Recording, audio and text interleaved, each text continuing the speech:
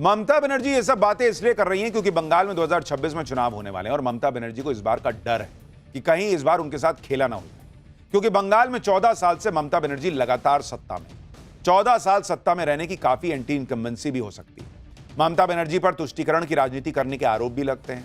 पहले बंगाल में मजबूत विपक्ष नहीं था, लेकिन अब मजबूत बीजेपी है। बीजेपी ने पिछले कई सालों से ममता बनर्जी को जोरदार टक्कर तो दी है।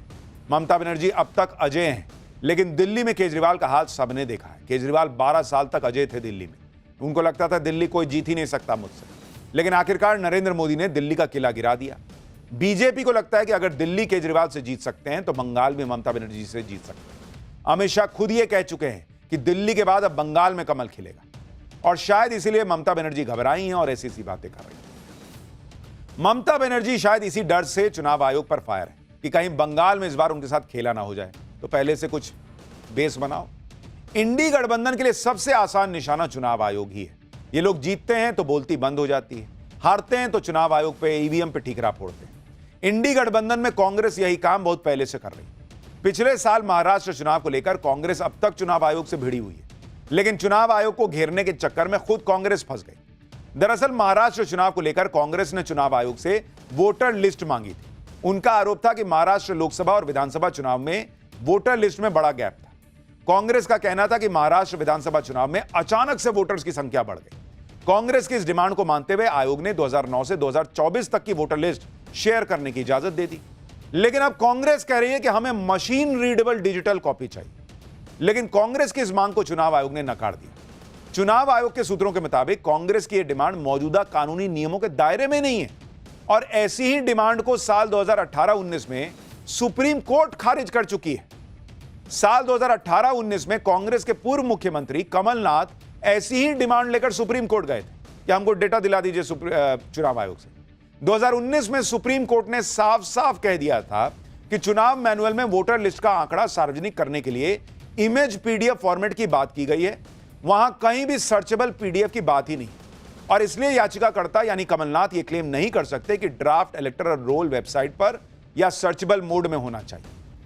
और इतना ही नहीं, सुप्रीम कोर्ट ने तो यह भी कह दिया था कि भाई आपको अगर जरूरत है तो यह हो जाता है, कोई बहुत बड़ी बात नहीं है। आपको जो रीडेबल मिला है उसको आप जो है वो आराम से कन्वर्ट कर सकते हो पीडीएफ को। लेकिन 2018-19 से सोचिए 25 हो गया, कांग्रेस अभी वही लड़ाई लड़ रही है। कांग्रेस पार्टी आज जो डिमांड कर रही है उसे सुप्रीम कोर्ट पहले ही खारिज कर चुका है, लेकिन कांग्रेस पार्टी माहौल बनाने में लगी हुई है। इसी तरह कांग्रेस की चुनाव आयोग से एक और डिमांड, कांग्रेस चाहती है कि इलेक्शन के दिन वोटिंग सेंटर का सीसीटीवी फुटेज दे दिया जाए, लेकिन कांग्रेस को यह समझ नहीं आ रहा कि यह गैर कानूनी होगा। खुद साल 2021 में सुप्रीम कोर्ट ने कहा था कि वोटिंग की सीक्रेसी को बनाए रखना जरूरी है। यहां तक कि representation of the people act 1950-51 में भी यही लिखा है कि वोटिंग की गोपनीयता का उल्लंघन नहीं होना चाहिए। यही बात चुनाव आयोग कह रहा है कि सीसीटीवी फुटेज जारी करने की वजह से वोटर्स की प्राइवेसी का खतरा होगा। लेकिन कांग्रेस पार्टी अपने में सुधार करने की बजाय ये दे दो वो दे दो, क्या ही कोई उनको टीम में रिसर्च करके नहीं देता है कि सर ये सब तो हो चुका, सुप्रीम कोर्ट मना कर चुका है। इतना ही नहीं, इलेक्शन कमीशन खुद राहुल गांधी को पर्सनली मिलने के लिए बुला चुकी है, लेकिन अब कांग्रेस कह रही है कि पहले हम जैसी लिस्ट मांग रहे हैं वो लिस्ट दो तब मिलने आए। बंगाल में अगले साल विधानसभा चुनाव है और जिस तरह से पीएम मोदी लगातार चुनाव जीत रहे हैं उससे ममता बनर्जी को अपना गढ़ खतरे में दिख रहा है, और शायद इसी वजह से आज वो अचानक से एनआरसी चिल्लाने लगी। ममता बनर्जी ने एनआरसी का कार्ड खेलने के लिए चुनाव आयोग को निशाने पर ले लिया। ममता बनर्जी ने आरोप लगाया कि चुनाव आयोग बैकडोर से एनआरसी लागू करने की कोशिश कर रहा है। चुनाव आयोग एनआरसी लागू कर रहा है, अब कहां चुनाव आयोग, कहां एनआरसी? मतलब ममता बनर्जी के हिसाब से वो कह रही हैं कि जो ड्राइवर है वो किचन में खाना बनाने जा रहा है। अरे भाई, ड्राइवर का काम गाड़ी चलाना है, कुक का काम खाना बनाना है। चुनाव आयोग कहां से एनआरसी लागू कर देगा जी?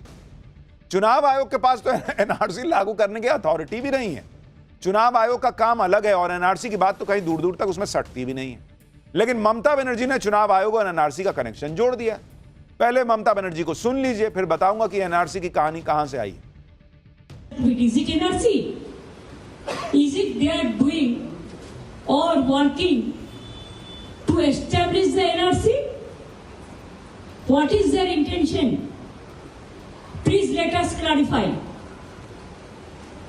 The intention the deliberation and whatever the impression we are having, ये क्या हो रहा है देश में? ममता बनर्जी अचानक चुनाव आयोग और एनआरसी का कनेक्शन क्यों निकालने लगी, इसे भी समझिए। असल में चुनाव आयोग बिहार में चुनाव की तैयारी कर रहा है। चुनाव आयोग बिहार में वोटर लिस्ट को रिव्यू करने की ड्राइव चलाने वाला है। बिहार में वोटर लिस्ट में कोई गड़बड़ी ना हो, कोई फर्जी वोटर ना हो, यह सब पक्का करने के लिए चुनाव आयोग डोर टू डोर रिव्यू करेगा। लेकिन ममता बनर्जी को चुनाव आयोग के इस काम में एनआरसी की साजिश दिखने लगी। ममता बनर्जी का दावा है कि बिहार में चुनाव आयोग वोटर से डिक्लेरेशन फॉर्म मांग रहा है। ममता बनर्जी के मुताबिक इस फॉर्म में 3 कैटेगरी है। पहले वो लोग जो 1 जुलाई 1987 से पहले पैदा हुए, दूसरे वो जो 1 जुलाई 1987 से लेकर 2 दिसंबर 2004 के बीच पैदा हुए, और तीसरी कैटेगरी उन लोगों की है जो 2 दिसंबर 2004 के बाद पैदा हुए।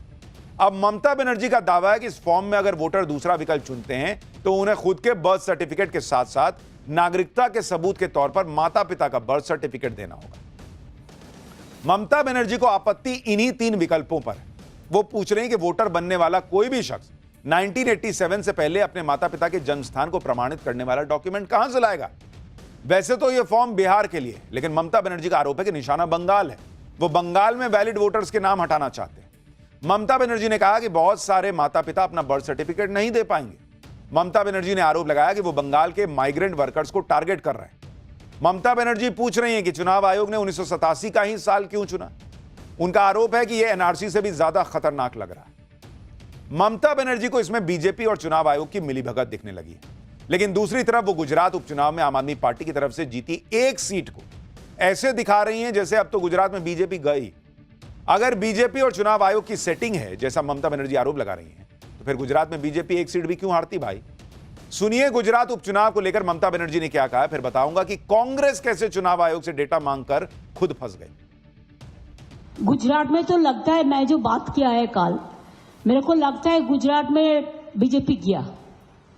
बाई इलेक्शन में अगर हार गया, उसका इतना फोर्स रहने का बाद भी, देखो हमारा स्टेट में एक भी स्टेट पुलिस को अंदर में नहीं जाने देता, एरिया में नहीं जाने देता। अभी चुनाव आयोग पूरा सेंट्रल गवर्नमेंट से काम करता है, इलेक्शन कराता है, एक भी स्टेट पुलिस को साथ में नहीं लेता है, स्टेट ऑफिसर को नहीं लेता है।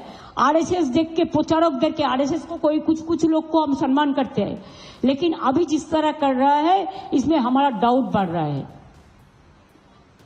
वो क्या किया, वो देख के ऐसा ऑब्जर्वर देते हैं जो खाली बीजेपी को लेके और सीएपीएफ के लेके मीटिंग किया है। इवन बाई इलेक्शन का पहले भी वो बहुत कोशिश किया। ममता बनर्जी खुद कह रही हैं कि वहां स्टेट पुलिस नहीं होती, पूरी सेंट्रल फोर्स होती। और भाई आप तो फिर भी चुनाव जीत ही ना रही हैं, तो सेंट्रल फोर्स लगाने से क्या हो गया।